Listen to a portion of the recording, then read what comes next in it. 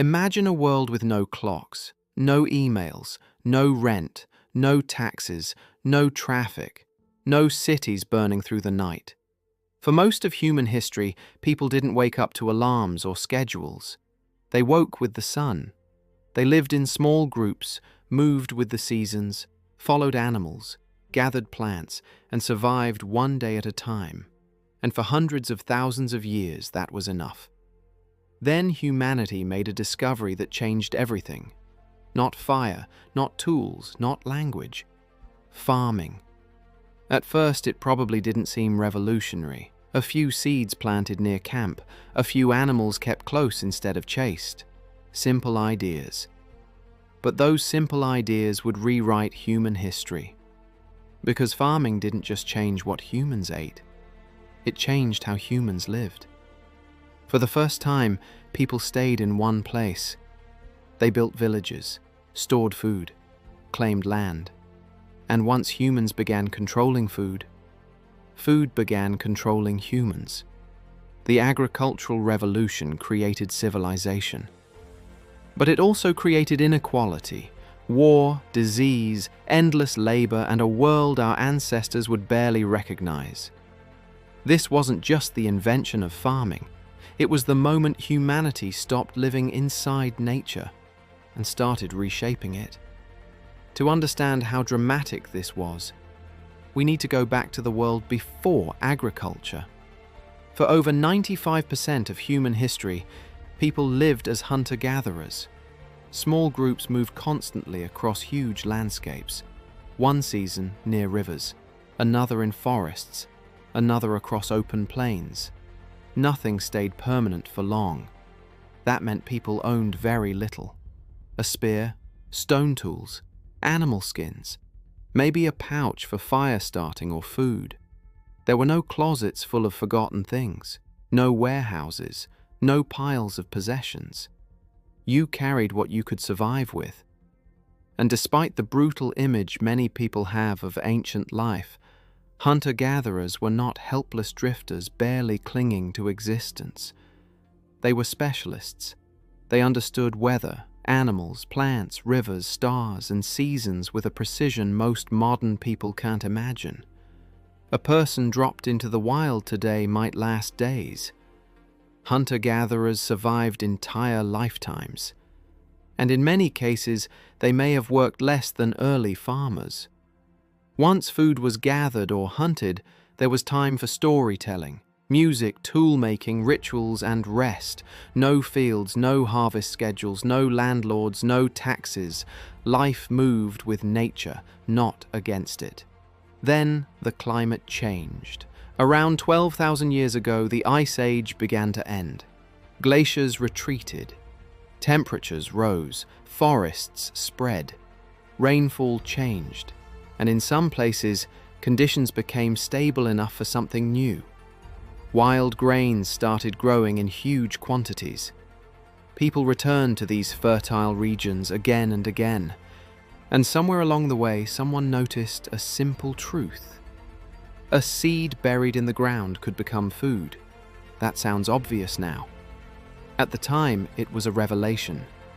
Human beings began experimenting, planting near camps, protecting useful plants, returning to the same places to harvest again.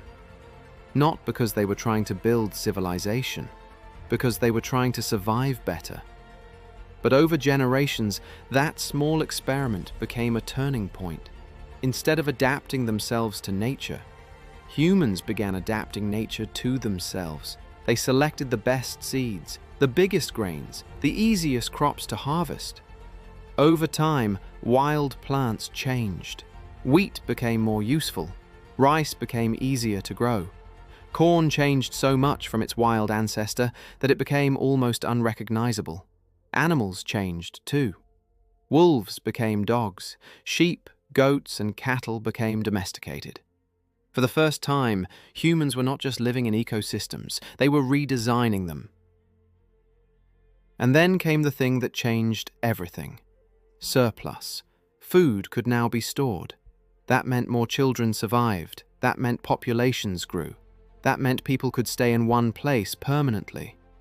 Temporary camps became villages, villages became settlements, and settlements changed the human mind. Because once people stopped moving, land became personal. This field belongs to my family. These animals are ours. This grain is not yours to take. Ownership became central to life, and ownership created inequality. Some land was better than others. Some families harvested more. Some accumulated more grain, more animals, more power. For the first time, humans could build lasting wealth. And with wealth came tension. Stored food could be stolen. Land could be fought over. Raids became more common.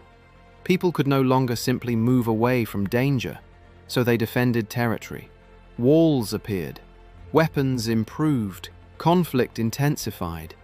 Agriculture didn't invent violence, but it gave violence something new to fight over: land. There was another cost, too. Early farmers often worked harder than hunter-gatherers. Fields had to be planted. Water had to be managed. Crops had to be protected. Harvests had to be stored. And unlike mobile groups, farming communities couldn't walk away when conditions got bad. They were tied to the land. Their diets also became narrower. Instead of a wide range of foods, many early societies depended on just a few crops, and that had consequences.